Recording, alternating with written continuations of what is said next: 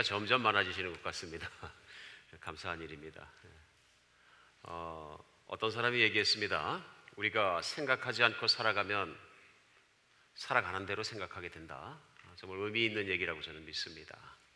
인생에 어떤 기준을 세우고 어떤 생각을 세우고 살아가면 우리가 어떤 무엇을 이룰 수 있지만, 그냥 살아가다 보면은 살아가는 대로 생각하니까 흘러가는 대로 살게 되는 것이죠. 결국 인생은 의미가 없어지는 것 같습니다. 성경과 우리 역사 안에는 하나님 말씀을 듣고 살았기 때문에 인생 중에서 엄청난 정말 그 복을 체험했던 사람들 얘기로 가득 차 있습니다. 그들의 삶의 기준이 바로 하나님 말씀이기 때문에 그렇습니다. 아브라함과 같은 사람은 정말 이방인들의 그 속에서 살다가 하나님 말씀 듣고 순종해서 살으니까 하나님의 한 나라를 이루게 해주시는 머리가 되게 하셨고요. 또한 그 자식의 복과 땅의 복과 모든 소산의 복을 주셔서 복을 누렸더라 하는 내용과, 하나님 말씀 듣고 정말 살아갔더니 한 민족을 이끌어내서 가나안 땅에 정착시키는 모세와 같은 사람도 있고요. 여호수아 같은 사람들은 모든 이스라엘 백성 수백만 명을 끌고 가나안 땅을 점령해서 들어갈 때 그 점령하는 모든 전쟁의 과정 중에서 하나님 주신 것이 하나밖에 없습니다. 이 율법책을 주야로 묵상하여 그 가운데 기록된 대로 자칫 기억하라는 하나님 말씀 한마디 믿고, 오직 하나님 말씀만 믿고 나갔을 때 그 성을 7번 들었을 때 여리고성이 무너지기도 하고 수많은 전쟁에서 승리하기도 합니다. 다윗 같은 이는 하나님께서 내가 내게 붙이리라는 말씀과 가지 마라는 말씀을 잘 분별해서 하나님 붙이기만 하시면 어떤 전쟁터도 뛰어 올라가서 정복했던 이스라엘의 왕이 됩니다. 우리가 잘 아는 것처럼 고기를 잡아도 고기가 잡히지 않는, 비즈니스가 잘 안 되던 베드로 같은 어부는 예수님을 처음 만나서 예수님께서 깊은 데 그물을 던지라니까 말씀에 의지해서 던졌을 때 그물이 찢어지도록 올라오는 하나님의 능력을 체험합니다. 우리가 세상에서 현명한 사람의 말을 따라 살아도 아무 생각 없이 그냥 세상을 따라 사는 것보다 훨씬 낫습니다. 뭔가 할 수 있습니다. 그런데 하나님, 살아계신 하나님의 말씀을 따라 살았을 때 특징이 무엇이냐면 그 하나님의 말씀이 능력이기 때문에 그 말씀 속에서 살아계신 하나님의 능력이, 역사가 우리의 삶을 통해서 드러나는 것입니다. 오늘 여러분과 제가 만나서 이렇게 하나님의 말씀을 앞에 놓고 말씀 앞에 나갔을 때 그냥 한번 스쳐 지나가는 말씀이 아니라 내 인생을 휘짓고 바꾸고 변화시키고, 능력 없던 내 인생을 능력 있게 하시고, 실망했던 내 인생에 희망을 주시고, 슬펐던 내 인생이 기뻐지게 하시고, 의미 없던 내 인생이 진정한 의미로 변화되는, 변화 있는 말씀의 현장, 변화 있는 살아있는 하나님을 체험하는 그런 현장 되었으면 좋겠습니다. 우린 오늘 6번째 시간으로 지난 시간에 마태복음 5장 예수님께서 말씀하신 그 말씀을 직접 듣고 있습니다. 그래서 오늘도 계속해서 6번째 시간으로 너희는 이렇게 살라 육부로 5장 38절에서 42절까지 본문을 받았습니다. 예수님께서 오늘은 말씀하실 때 38절에 눈은 눈으로 이는 이로 갚으라 하랬다는 것을 너희가 들었으나 나는 너희에게 이르노니 악한 자를 대적하지 말라. 누구든지 내 오른뺨을 치거든 왼편도 돌려대며, 또 너를 고발하여 속옷을 가지고자 하는 자에게 겉옷까지도 가지게 하며, 또 누구든지 너로 억지로 오리를 가게 하거든 그 사람과 심리를 동행하고 내게 구하는 자에게 주며 내게 꾸고자 하는 자에게 거절하지 말라. 이 말씀입니다. 이 말씀 정말 유명한 말씀입니다. 어느 정도 유명하냐면요, 예수님 안 믿고 교회에 한 발도 들여놓은 적이 없는 분들도 이 말씀 누구 말씀이냐 그러면 예수님 말씀이라고 막 탁 나올 정도로 아주 유명한 말씀입니다. 특별히 내 오른뺨을 치거든 왼뺨도 돌려달라 하는 이 정도는 누구든지 다 합니다. 근데 중요한 건 뭐냐면요, 이 말씀을 적용했느냐 하는 것입니다. 하나님 말씀은 살아계시기 때문에 믿음으로 그 말씀을 적용하면 거기에서 살아있는 하나님의 능력 곧 힘이 나옵니다. 이걸 증명할 수 있는 게 뭐냐 하면요, 세계에 수많은 지도자가 있고 한 나라를 위한 애국자들이 있고 유명한 사람들이 많습니다만은 인도에 간디같이 유명한 사람이 없습니다.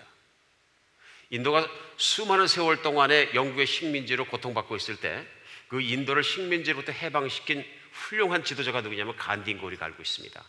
간디는 젊은 날에 식민지에서 태어나서 유학을 하기 위해서 영국으로 갔다가 교회를 가고 싶어서 교회를 갔는데 그 당시에 백인들이 식민지에서 온 인도 사람이기 때문에 배척을 하는 바람에 교회를 들어가지 못했습니다. 그 이후로 무슨 생각을 갖게 되면 나는 예수를 좋아하지만 교회를 좋아하지 않는다 하는 생각을 갖게 돼서 나름대로 아마 성경을 읽었던 모양입니다. 그 중에서 배우게 된 게 뭐냐면 오늘 본문입니다. 내 오른뺨을 치는 자에게 왼뺨도 대며 하는 이 말씀. 그래서 악을 악으로 갚지 말라는, 악한 자에게 악으로 갚지 말라는 이 말씀을 갖다가 적용했습니다. 적용해서 한 것이 뭐냐면 무저항주의입니다. 때리면 맞고 죽이면 죽고 우리는 독립을 원한다. 그래 그야말로 금식하며 무저항주의로 그 대국, 당시의 대국 영국과 함께 대적해서 붙었을 때 역사는 분명하게 보여주고 있습니다. 결국은 그 간디의 모든 무저항주의와 예수의 말씀을 그대로 적용했던 그것을 정말로 높이 사서 결국은 그 큰 나라, 그 당시에 세력이 있었던 나라 영국이 무릎 꿇고 맙니다. 참 기가 막힌 말씀입니다. 우리 이 말씀을 그래서 사모합니다. 이렇게 살기를 원하고요. 예수님 말씀을 존중합니다. 그런데 실제로 우리가 살면서 그 예수님 말씀을 이렇게 적용하는 거하고는 또 거리가 있을 때가 너무나 많습니다. 오늘 말씀 그렇습니다. 내 오른뺨을 치거든 왼뺨도 돌려대라 그러시는데, 예를 들면 이런 거 한번 상상해 보실 수 있어요. 내가 직장을 다니는데 직장에서 조금 독하고 악한 상사를 만나가지고 뭐 작은 실수를 하나 한 것 같은데 그 실수를 가지고 나를 뺨을 때렸어요.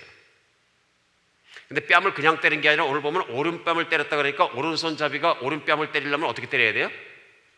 오른손잡이가 이렇게 때리면 화가 났고 갑자기 때리면 어떻게 해야 돼요? 왼뺨을 때리죠? 오른손잡이가 왼뺨을 때리면 어떻게 때려야 돼요? 손등으로 이렇게 때려야 되는데요. 이게 이렇게 때리느냐 이렇게 때리느냐에 따라서 인격이 왔다 갔다 한다고 그래요. 이렇게 때릴 때는 화가 나서 때린 거예요. 이렇게 때릴 때는 경멸해서 때린 거예요. 그 당시에 유대인들도 그렇게 믿었다고 그래요. 그래 경멸하는 아랫사람들이나 잘못해서 때릴 때 이렇게 때렸다고 그러는데요. 이 얘기는 뭐냐면 이 쓰레기 같은 인생아 이런 얘기예요. 경멸하는 거죠. 그래 오늘 예수님 말씀은 오른뺨을 때렸다는 얘기는 이렇게 해서 때렸는데 그렇게 맞았으면 속에서 뭐가 일어나요? 분노의 폭탄이 터지는 거죠. 근데 그랬을 때 왼뺨을 돌려대라. 그러니까 이렇게 때렸으면 이렇게도 맞아라 하는 얘기입니다. 오늘 여러분, 나를 때릴 수 있는 사람이 직장에만 있는 건 아닙니다. 가까운 데 많습니다. 가족 안에 있을 수도 있고요. 그렇죠? 내 친구일 수도 있고 심지어는 교회 안에서 내가 악한 일을 당할 수도 있습니다. 오늘 예수님 말씀 문자 그대로 적용할 수 있을까요? 이게 우리 안에 큰 의문부호가 되어야 합니다. 하나님 말씀은 들어서 은혜를 받는 게 아니라 내가 적용하고 실행했을 때 하나님의 능력이 드러나는 것인데 나는 적용할 수 있을까? 제가 지난주에 제가 준마족이라고 아마 말씀을 드렸던 것 같습니다.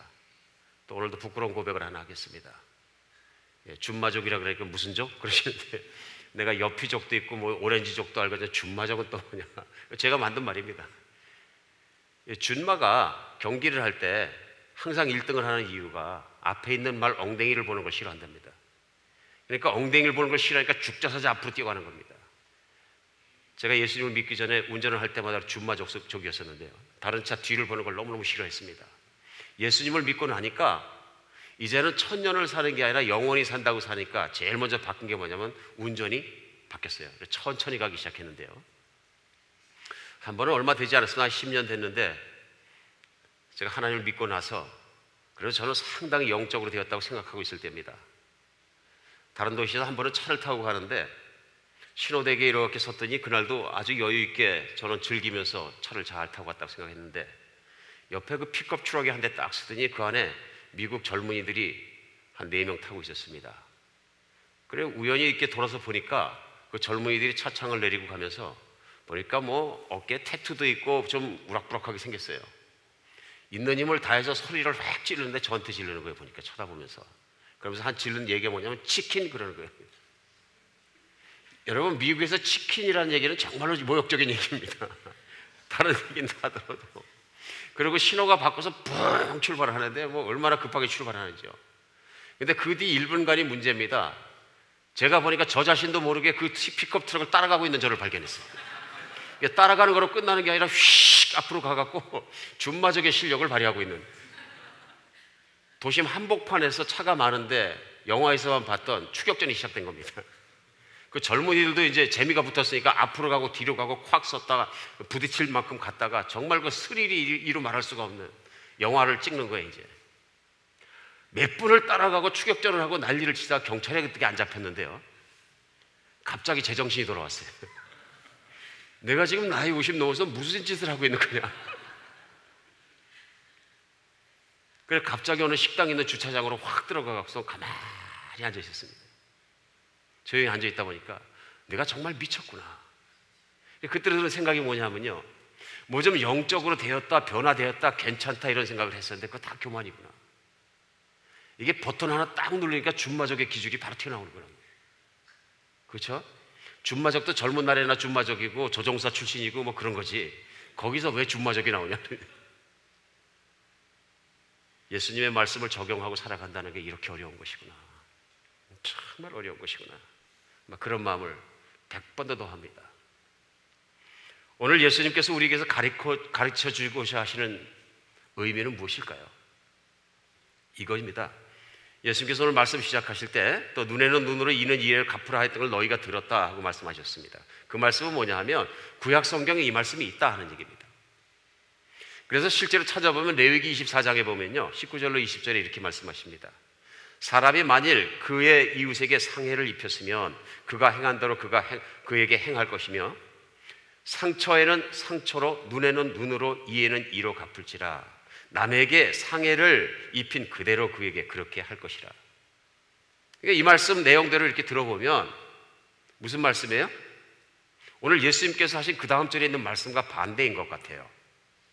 그러니까 이미 구약에 나와 있는 말씀은 뭐냐면 이에는 이로 돈을 손해보였으면 돈을 손해보인 것만큼 눈은 눈을 빼고 동일하게 상해 입힌 대로 그렇게 갚아주라. 근데 그 다음 절 말씀에 보면은 악을 악으로 갚지 말라 그러시는 거예요 또.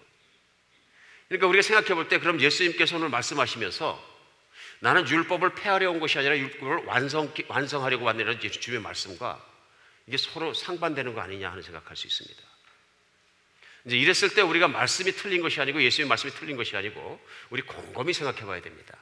이 말씀을 하신 이유는 뭐냐면 이 말씀을 들었던 당시의 유대인들이 어떻게 생각하고 있었냐면요 이 레위기에 나와 있는 율법의 이 말씀을 통해서 전부 다 개인적으로 적용할 수 있다. 그래 예를 들면 이웃 사람이 와가지고서는 내 아이의 한쪽 눈을 때려가지고 그 눈이 갖다 멀게 됐다. 그러면은 이웃 사람에게 가가지고 그 사람도 눈을 때려가지고 한쪽 눈을 멀게 하면 된다. 뭐 이런 사고방식을 갖고 실제로 말씀을 이렇게 적용하는 것이 옳다. 그리고 하나님이 이렇게 공평하신 하나님이라서 I like him. 그런 생각을 갖고 살았던 거예요.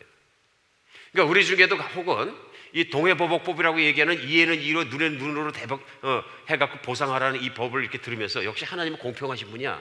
이렇게 생각하는 분이 혹 계실지 모르겠어요. 그런데 예수님의 그 다음 말씀이 걸리는 거예요, 이제는. 그러면 그 다음에는 보복하지 말라 그러시고 오히려 오른뺨을 때리면 왼뺨도 돌려서 더 맞으라고 말씀하시는데 이게 또 이게 안 맞지 않느냐 하는 것 때문에 고민할 수도 있다 하는 얘기입니다. 이것이 우리에게 문제가 되는 게 뭐냐면요. 우리가 하나님의 율법과 하나님의 법을 갖다 이렇게 들을 때 무슨 생각을 하냐면요. 그 율법을 주신 하나님의 생각, 하나님의 마음, 곧 어떤 법이 있으면 법의 정신을 생각하는 것이 아니고 법을 문자적으로 생각해서 그대로 적용하려고 노력한다는 거예요. 오늘 예수님께서 그렇게 해서 당시의 유대인들이 잘못 적용하고 있는 동해보복법에 대한 잘못된 사고방식을 일깨워 주시는 거예요. 하나님이 왜 동해보복법을 주셨느냐? 항상 우리가 더 깊이 깨닫기 원하면은요, 영어로 why라는 질문을 붙여야 합니다. 그게 뭐냐면 목적이에요, 이유예요, 동기예요. 하나님은 이 동해보복법을 왜 주셨을까? 제일 먼저 하나님의 나라에는 동해보복법이 필요 없습니다. 왜냐하면 하나님의 나라에는 악이 없기 때문에 동해보복법이라는 게 필요 없습니다. 동해보복법이 필요한 곳은 어디냐면요, 타락해서 악이 만연해 있는 이 세상이에요. 그럼 동해보복법을 주신 가장 큰 이유는 무엇이냐면 우리가 누구에게 해를 입었을 때 그것을 갚는다고 생각했을 때 너희가 무죄한 것을 갚아라. 그러면 네가 마음에 있는 대로 갚아라. 그러면 우리가 동일하게 갚습니까? 아니면 더 갚습니까? 여러분 생각해 보세요. 누가 내 자식 눈을 빼놨는데 눈에 넣어도 아프지 않은 자식인데 그 눈을 빼놓으면은 가가 눈 하나만 뺄까요? 아니면 죽여버린 걸까요? 패 죽여버리고 그러는 거죠. 네 마음대로 해라 하나님이 그러시면 어떻게 돼? 패 죽여버리고 그러는 거죠. 이게 뭐냐면 여러분과 제 안에 타락한 인간의 안에 있는 악이에요. 이 보복의 근성이에요. 이걸 불을 질러 놓으면은 화가 나갖고 불이 확 화산처럼 타오르게 되면 무슨 짓을 할지 모르는 게 인간이에요. 맞습니까? 하나님이 이런 인간의 악한 속성을 아시기 때문에 공동체를 그나마 미니멈, 맥시멈이 아니고요, 미니멈 살만한 곳으로 지킬 수 있는 법이 뭐냐면 동해보복법이에요. 내가 피해 이상으로 돌려주려고 하지 마라. 그 정도에서 참아라 하는 말씀이죠. 그렇게 함으로 말미암아서 피해 준 사람까지도 보호하시고 세상이 더 악해지는 것을 막기 위한 미니멈 라인이 뭐냐면 율법이에요.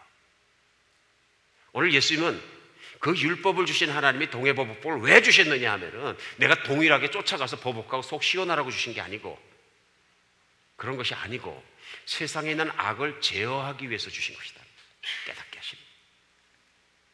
오늘 우리가 하나님 말씀 가운데 이런 것을 깨닫지 못하기 때문에 유대인들이 그랬던 것처럼 얼마나 많은 착각을 하고 오해를 하고 하나님의 법을, 하나님의 말씀을 남용하고 오용하고 도용하고 이용하는지 모릅니다. 굉장히 중요합니다. 오늘 예수님께서는 그 이상으로 말씀하시는 거죠. 결론은 뭡니까? 악한 자를 악하게 대적하지 마라. 오히려 잘 대해줘라. 해달라는 대로 해줘라. 그러니까 오늘날 세상에서는 이렇게 살면 무슨 사람이에요? 바보예요. 멍청한 사람. 진짜 악착같이 살기 원하는 아내가 있는데 남편이 보니까 밖에 나가서 달라 그러면 돈 주고 예수님 말씀대로 맞으면 더 맞고 들어오고, 그럼 아내가 뭐라 그래? 아유, 내가 이 정말로 물 같고 덩신 같은 남편하고 살면서 금방 바보 나오는 거죠. 그러나 오늘 예수님 말씀대로 살아가면 우리 인생이 유익합니다. 하나님의 뜻을, 능력을, 복을 체험할 수 있습니다. 이게 우리 믿음이거든요. 오늘 예수님 말씀대로 그대로 적용해서 예수님 말씀을 따라가고 그대로 살면 우리에게 어떤 유익이 있을까요? 제일 먼저요, 악으로부터 자유해집니다. 악으로부터요. 인간의 역사는 어떤 역사냐면요, 이 악한 사람들이 악의 체인, 악의 어떤 원에 묶여가지고 뺑글뺑글 돌고 있는 거나 똑같습니다. 얼마나 뺑글뺑글 돌고 있느냐 하면요, 한 번 원수가 맺고 나면 그 원수 맺은 것이 풀릴 때까지 뺑글뺑글 도는 거예요. 간단하죠? 뭐 길게 돌아볼 필요 없습니다. 한국하고 일본은 뛸래야 뛸 수 없는 형제의 나라입니까? 왼수인 것 같습니까? 왜 왼수입니까? 과거에 아픔이 있는 거예요. 과거사가 해결이 안 돼갖고 수십 년이 지난 오늘날까지도 해결이 안 됐어요. 그래서 그 아픔이 계속 남아있는 동안 어떻게 하냐면요, 보복하고 싶은 거예요. 그러니까 막 들 끌어올리는 거예요. 그걸 어디서 봐요? 한일전 축구 경기할 때 보면 딱 나와요. 완전히 그냥 칼만 안 뽑았어요. 왼수 죽이듯이 그냥 막 죽이는 거예요. 사람 마음인 거죠. 오늘날은 평화의 무드이고 그 다음에 세계가 좀 발전해가지고 옛날에 군국주의 시대나 이런 데마다 힘 가진 사람이 가서 누르지는 않습니다. 근데 만약에 일본의 강점기 36년이 끝나자마자 한 30년 지나고 나니까 한국이 부강해지고 군사력이 더 커져서 일본보다 강해졌어요. 근데 군국주의에서 들어가서 마음대로 그 땅을 먹으면 돼요. 그럼 어떻게 했을까요? 제 생각에는 일본보다 상대적으로 군사력이 우위했으면 들어가서 일본을 점령하고 남자는 다 죽였을 것 같은데, 맞습니까? 그 분노대로 다 하면요, 그리고 일본 여자들은 잡아다가 다 어떻게 할지 아시죠? 우리 예전에 한국인들이 당했던 그 이상으로 할 것 같습니다. 이게 얼마나 무서운 얘기인지 모릅니다. 이게 무슨 얘기냐면요, 악이 다른 데 있는 것이 아니고 사람들 안에 있다는 증거예요. 실제로 성경에서 이런 사건이 납니다. 창세기 34장에 보면은 야곱이 외삼촌 라반의 집에 있다가 이제 다 자기 가족들을 거느리고서는 와가지고 하나님의 은혜로 에서와 함께 화해도 하게 되고 정착을 하게 되는데, 첫 번째 정착한 것이 세겜이란 땅이에요. 창세기 34장 세겜에 정착을 해서 세겜에서 땅을 삽니다. 세겜의 추장이 세겜인데요, 하몰의 아들입니다. 정착해서 살면서 디나라는 딸이 한번 현지에 있는 그 딸들을 갖다 좀 보고 싶어서 친구들 만들기 위해서 나갑니다. 나갔다가 세겜 추장에게 능욕을 당합니다. 강간을 당하는 거죠. 집에 울면서 돌아왔는데 그것을 알고 아버지와 아들이 다 알게 됩니다. 그러자 그 오빠들이 실그머니 나가서 세겜에 있는 사람들을 만나는데, 세겜에 있는 추장과 그 아버지 하몰이 얘기합니다. 달라는 대로 줄 테니까, 무슨 것인데 해줄 테니까 그 딸과 내 아들을 결혼하게 해달라. 그러니까 거짓말합니다. 우리가 다른 민족과는 결혼할 수가 없으니까 너희가 모두가 할례를 받아라. 그러면 우리 동생을 주겠다. 그 말을 믿고 세겜의 모든 부족들이, 남자들이 다 할례를 받습니다. 할례 뭔지 아시죠? 뭐 구태 자세한 설명은 안 드리겠습니다. 근데 오늘날 같이 뭐 병원에서 하는 것도 아니고 자기 집에서 사금팔이 깨가지고 아니면 집에서 식칼 가지고 할례를 하다 보니까 무슨 일에 파상풍이 걸리는 거죠. 한여름에 파상풍이 걸리면 온몸에 열이 나고 앓아 눕는 거예요. 그래가지고 세겜에 있는 남자가 다 앓아서 집에서 끙끙 앓고 있는데 그때 가서 어떻게 해요? 한 집씩 들어가면서 남자를 다 죽인 거예요. 거기서 끝난 게 아니라 세겜 족속의 남자를 다 죽인 것뿐만 아니라 그 노예를 끌고 오고 그 모든 짐승과 좋은 걸 다 탈취해갖고 끌고 온 거예요. 그야말로 어떻게 했냐면 박살을 낸 거예요. 시원하죠? 전 세계에 내 동생을 건들면 어떻게 되는지 한번 보여주겠다. 멋진 오빠죠? 우리 자매님들 위로가 좀 되십니까? 문제를 일으킨 겁니다. 문제는 뭐냐면 집에 오니까 야곱이 나이가 있잖아요. 아버지가 걱정합니다. 30절에 보면 야곱이 뭐라고 얘기하냐면요, 야곱이 시므온과 레위에게 이르되 너희가 내게 화를 끼쳐 나로 하여금 이 땅의 주민 곧 가나안 족속과 브리스 족속에게 악취를 내게 하였도다. 나는 수가 적은즉 그들이 모여 나를 치고 나를 죽이리니 그러면 나와 내 집이 멸망하리라. 그렇죠? 세겜 족속뿐만 아니라 주변에 우리 브리스 족속과 가나안 족속들이 가득히 살고 있는데, 그들 이방 족속 가운데 딱 들어가서 땅 조금 사가지고 거기 살고 있는데 세겜 족속을 갖다 다 죽여버렸으니 이제 다 원수가 된 거죠. 주변의 부족들과. 이게 뭐 했다 그래요? 악취를 나게 했다. 악취가 뭐예요? 너희들 안에 있는 악을 세상 사람들과 드러나서 보였으니 그 악취로 말미암아 주변에 있는 사람들이 우리를 쫓아내고 멸망시키고 우리 가족 한 명도 남겨고 다 죽일 것이다. 두렵고 떨리는 거죠. 악은 순환합니다. 원처럼 계속 돌아갑니다. 여러분, 이거는 초등학교 다니는 애들도 만화를 보면 알아요.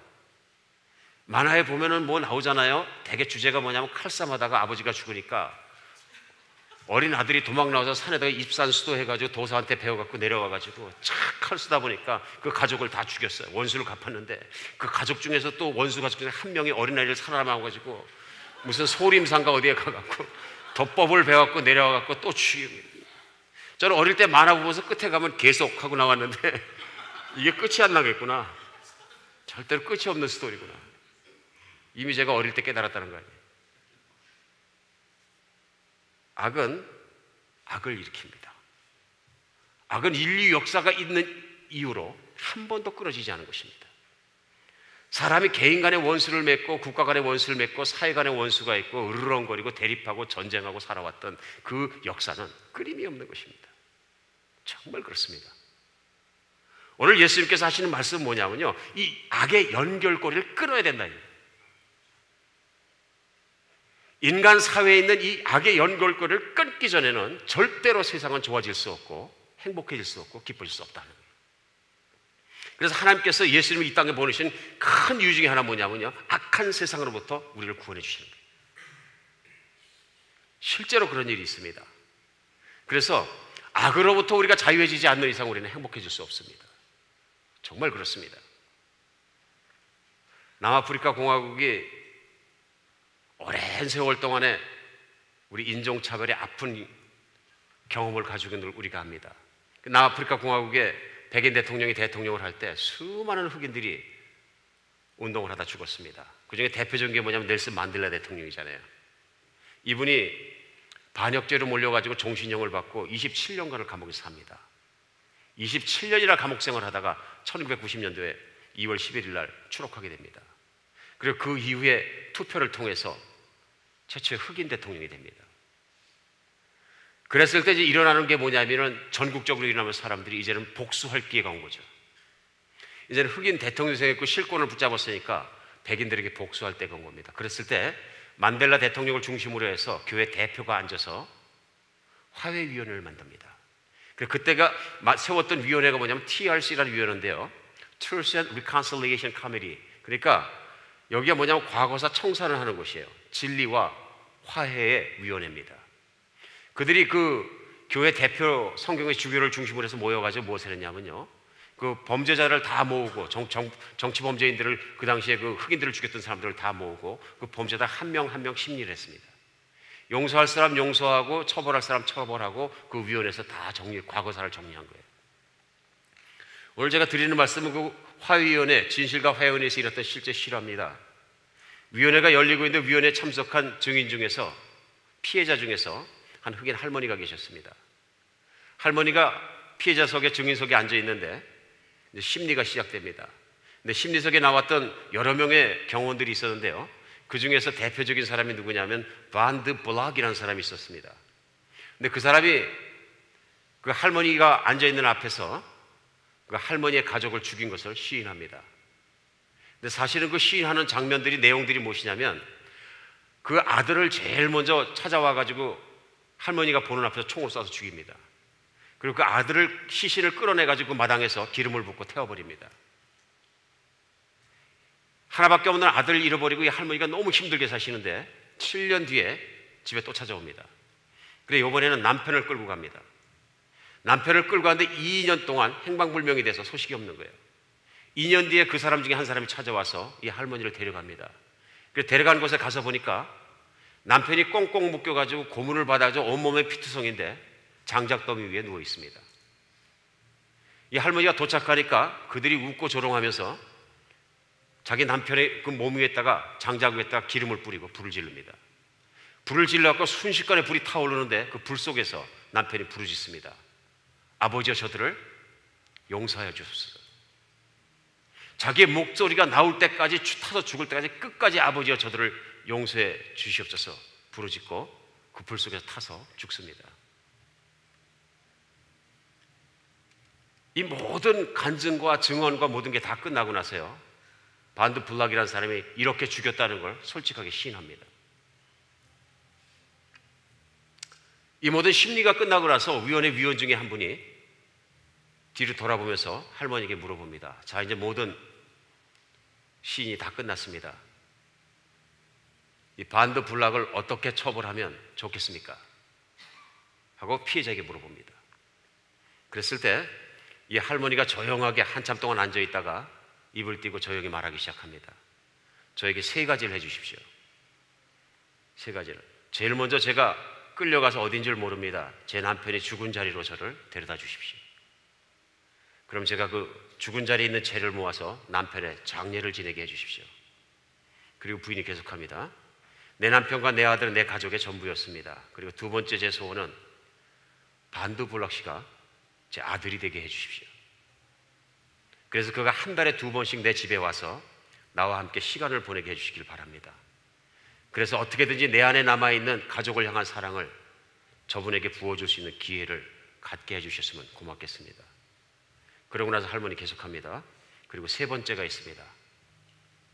내가 예수 그리스도께서 십자가에 돌아가시기 전에 그렇게 하셨기 때문에 제가 반드 블락 씨를 용서한다는 것을 본인이 아셨으면 좋겠습니다. 이것은 바로 돌아가신 제 남편의 뜻이기도 합니다. 누군가 오셔서 저를 부축해 주셔서 제가 법정 반대편에 있는 반드 블락 속에 갈 수 있도록 도와주십시오. 저는 그곳에 가서 반드 블락 씨를 꼭 끌어안고 용서했음을 분명하게 알려드리길 원합니다. 이 말을 마치고 사람들 도움을 받고 부축을 받고 법정 안을 걸어서 그 블락 씨가 있는 대로 걸어가기 시작합니다. 법정 반쯤 지나갔는데 블락 씨가 너무 놀라고 그 자리에서 실신해 버립니다. 그러자 법정 전체에서, 그 위원회에서 누군가 찬양을 시작하면서 나 같은 죄인 살리신 주 은혜 놀라워 죽었던 생명 살았고 광명을 얻었네. 다 같이 찬양합니다. 예수님이 임재하시는 현장입니다. 하나님 말씀대로 실제로 적용했을 때 예수님은 그곳에 계셨던 겁니다. 악의 고리는 끊어져야 합니다. 악의 고리는 우리 손에서 끊어져야 되는 거예요. 예수님은 실제로 이 말씀을 하신 것뿐만 아니라 짓지도 않은 죄 때문에 억울하게 붙잡히고 묶이시고 채찍으로 맞으시고 실제로 얼굴을, 뺨을 그렇게 맞으시고 하찮은 사람들이 와서 침을 뱉으시고 욕을 하시고 채찍을 맞으시고 급기야는 짓지도 않은 죄 때문에 십자가에 올라서 못에 찔려 죽으시고 창으로 찔리시고 그 많은 수모를 당하고 아픔을 당하고 죽음까지 당하는 현장에서도 아버지여 저들을 용서하여 주옵소서. 그들 중 한 사람도 저주하지 않고 반항하시지 않고 도수장에 끌려가는 어린 양처럼 조용히 그 현장을 받으시면서 실제로 예수님의 말씀대로 그렇게 가셨다는 것입니다. 이렇게 하심으로 예수님이 이 세상에 있는 악의 꼬리를 끊는, 악의 고리의 모든 고리를 차단하시는 첫 번째 분입니다. 그리고 제자들에게 매일매일 해야 되는 기도를 가르쳐 주시면서 아버지여 우리를 시험에 들게 하지 마옵시며 다만 악에서 구하옵소서. 아버지여 이들을 악에서 우리를 악에서 구하옵소서. 그것을 매일 기도하라고 말씀하시는 것입니다. 우리가 그냥 주기도문 기도를 할 것이 아니라 정말 나는 악에서 자유한가 돌아보아야 합니다. 나는 악의 고리가 끊긴 사람인가? 나는 이제 누군가 나에게 악을 행했을지라도 그 악을 돌려주지 않고 예수 그리스도와 같이 이렇게 착한 것을 돌려줄 수 있는 사람인가? 그래서 예수님 우리에게 말씀하시는 겁니다. 너희는 빛과 소금같이 살아라. 그러면서 빛과 소금같이 사는 사람이 되려거든 내가 피해를 입고 악을 당하고 모든 걸 당했을 때 똑같이 돌려주지 말고 반대로 착한 것으로 돌려줘라. 착한 것으로 돌려줘라 말씀하시는 것입니다. 내가 안을 선으로 갚아야 될 사람은 누구입니까? 대개 우리가 인생을 살아오면서 세상이 악하기 때문에 나에게 악하게 한 사람들은 내 가까운 곳에 있을 수 있습니다. 내 집안에 있을 수 있고 내 친척 중에 있을 수 있고 내 형제 중에 있을 수 있고 내 직장 안에 있고 내 사업장 안에 있고 내 이웃에 있고 심지어는 내 교회 안에 있을 수 있습니다. 오늘 결단하고 하나님 말씀을 적용하는 여러분과 제가 되었으면 좋겠습니다.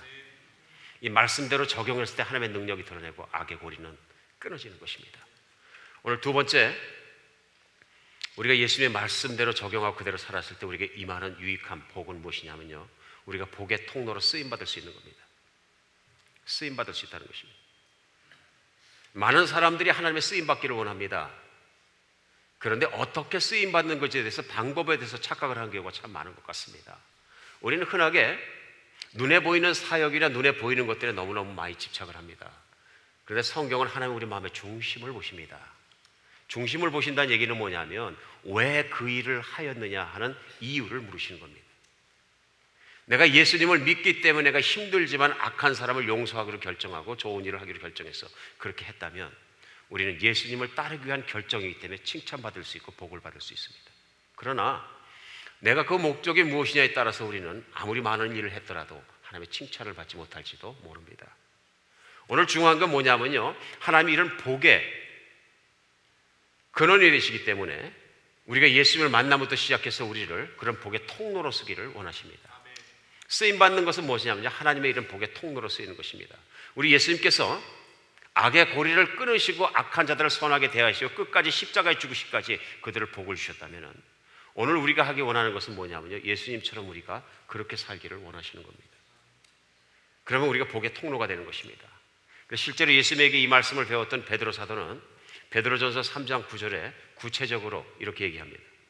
악을 악으로 욕을 욕으로 갚지 말고 도리어 복을 빌라. 이를 위하여 너희가 부르심을 받았으니 이는 복을 이어받게 하려 함이라. 잘 들으시기 바랍니다. 악을 악으로 갚지 않는 것이 어떤 결과를 이루냐면요, 우리가 이 복을 위해서 부르심을 받았다. 내가 악을 악으로 갚지 않기 때문에 내 마음의 천국이 지켜진다는 얘기입니다. 그 자체가 뭐냐면 내가 복을 받은 것이죠. 그리고 복을 받은 사람은 이제는 복을 이어가게끔 하나님이 사용하신다. 그것이 뭐냐면 내가 하나님의 복의 통로가 되고 하나님의 사역을 하는 것입니다. 오늘 우리가 예수님 말씀대로 악한 자를 용서하고 오히려 더 선으로 갚으려고 노력하고 살아갈 때 세상에 빛이 되고 예수님이 원하는 사역, 예수님이 세상에 비춰지는 사역은 바로 그것입니다. 우리 한국에 있는 목사님들, 유명한 목사님들이 많습니다. 그 중에서 예전의 목사님 중에서 평양에서 사역을 하셨던 김익두 목사님의 얘기는 정말 유명합니다. 근데 이분이 유명한 이유가 반전의 효과 때문에 그런 것 같습니다. 예수를 믿기 전에 평양에서 알아주는 깡패였다. 근데 깡패도 그냥 깡패, 지독하게 독한 깡패였다. 그래서 지나가다가 눈 마주쳤는데 뭘 봐? 이렇게 돼갖고 잘못 걸리면 뭘 봐로 끝나고 눈을 내리는 거로 끝나는 게 아니라 그냥 하여튼 죽기 전까지 맞았는 모양이에요. 독하고 악한 사람이죠. 근데 이 사람이 어느 날은 지나가다가 선교를 하는 선교사님을 만나게 됩니다. 이 선교사님을 만났는데 돌로 선교사님을 쳐가지고 거꾸로 틀렸는데 이 선교사님이 얼마나 다치니 중상을 입게 되세요. 중상을 입게 되는데 그 중상을 입고 다시 치유받은 선교사님이 김익두 이분을 찾아와서 끝까지 잘해주시는 거예요. 근데 깡패 김익두가 여기서 쓰러집니다. 선교사님에게 섬김해서 쓰러져갖고 무릎 꿇고 예수님을 섬기게 되는데요, 그리고 예수님을 모시고 나서 자기의 옛사람은 죽었다 그래가지고 온 평양 동네에다 부고장을 돌립니다. 깡패 기믹들은 죽었다. 그리고 목사가 됩니다. 하루는 장터에 성경책을 끼고 딱 김익두 목사님이 지나가는데 동네에 있는 사람이 장난기가 동했습니다. 그래서 물동에 있던 물을 한겨울에 들고 나와가지고 지나가는 김익두 목사님 머리서부터 확 뒤집어 씌워버립니다. 추운 날 물 뒤집어 씌우면 참 화나는 일이죠. 근데 김익두 목사님이 감정을 잘 추스리고 있어는 한마디 하십니다.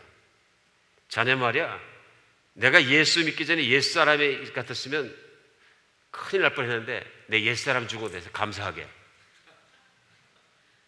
만약에 내가 옛사람이 안 죽었다면 자네 지금 죽은 목숨이야. 이거죠. 깡패 김익두가 죽었기 때문에 김익두 목사가 살 수 있는 것이죠. 김익두 목사가 물을 뒤집어 씌워도 참을 수 있기 때문에 이제는 물을 뒤집어 씌운 사람이 또 한 사람이 예수를 믿을 수 있는 것이죠. 악을 악으로 갚으면 악이 악을 낳고 악을 악을 낳고 악은 점점 악해집니다. 누군가 예수를 믿고 그 고리를 차단하신 예수 그리스도와 함께 십자가에 죽고 이제는 정말 말씀대로 살기를 결단하고 그 말씀대로 살아갔을 때는요, 악의 고리가 끊어지고 차단되는 것뿐만 아니라 복의 근원이 되고 복의 통로가 되어서 쓰임받는 것, 이것이 빛의 삶이고 사역인 것입니다. 사랑하는 여러분, 오늘 예수님 말씀 앞에서 우리가 그냥 듣고 흘리는 것이 아니라 하나님의 마음을 알고 예수님의 마음을 알고 이제 우리가 정말 적용하는 여러분과 제가 되었으면 좋겠습니다. 악하거나 어둠이 있던 내 마음에 어둠이 물러가고 이제는 정말 예수님이 원하셨던 그 복이 들어오고 빛이 들어오고 내 삶과 관계와 내 주변이 밝아지고 천국에 살아가는 여러분과 제가 되었으면 좋겠습니다. 오늘 깊이 생각하시면서 한 주간 나에게 악을 끼친 사람은 누구인가? 나는 그에게 어떻게 그리스도의 선을 알게 해야 되는가? 나는 그를 어떻게 섬겨야 되는가? 곰곰이 생각하며 주님의 말씀대로 살아가는 여러분과 제가 되었으면 좋겠습니다. 기도하겠습니다.